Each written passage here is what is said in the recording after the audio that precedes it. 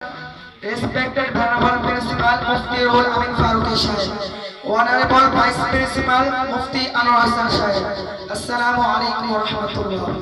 Dear audience, now I am talking about our madrasa education system.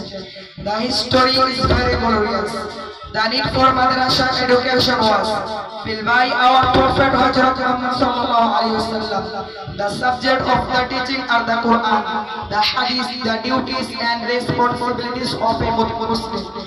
Our madrasa's name is Markazul Tahfiz Al-Islami Madrasa. It is an ideal madrasa. This madrasa is situated at Shaybag Chaurasta, Shabad, Dhaka. It has 42 students and 6 teachers. I feel that our madrasa is the best madrasa in our country. The result of our madrasa is very good. I am proud of this madrasa. So I request all guardians to visit this madrasa and then admit your children in this madrasa.